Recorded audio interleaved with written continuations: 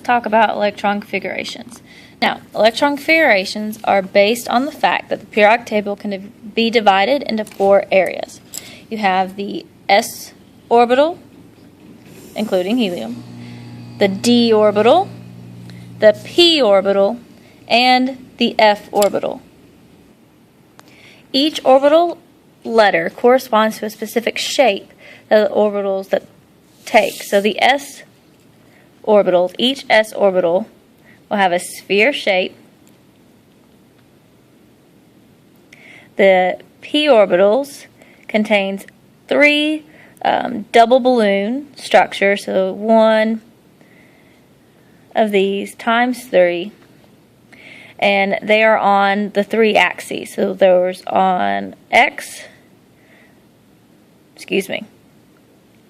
y, x,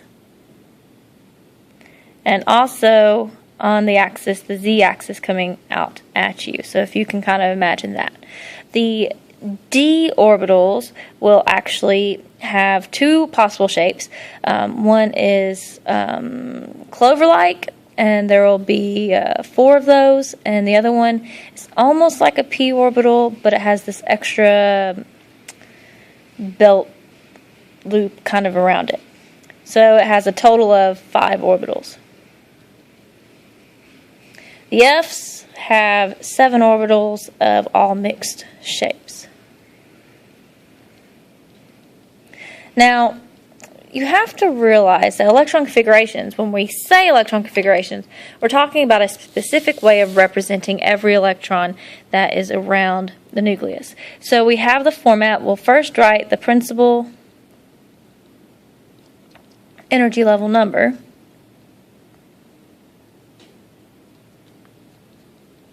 First. Now the principal energy levels numbers on our able cheater charts are these down the left. They notice they get lower in the D's, and they go back up when you get back to the P's. Notice that since number 58 is pulled out from number 57, the F's are actually lower energy than the D's, so it's 5, then 4, and then back up to 5. So we write the number first. Then we will write the letter of the orbital. And then you'll have an exponent of the number of electrons that are in that orbital at that level. So let's look at an example. So if we are asked to do the electron configuration for the element of magnesium, whenever you do any electron configuration, you always start at hydrogen. So we are first starting at the first energy level in the S's, and since we're not stopping at hydrogen or helium, on our paper we write 1s2 because we're passing through. And then we follow the atomic numbers, and we come to atomic number 3. Now this is in the second energy level in the S's. We're not stopping at either of those, so we're passing through the 2 S's, which had 2 electrons. Then we move over to the atomic number 5. This is still energy level 2, but we're in a new color, and that is the p orbital. And we are not stopping at any of those, so we add to our configuration 2p6. We follow the atomic number, come back over to now the 3 S's, and magnesium is at 3s2, and we write 3s2.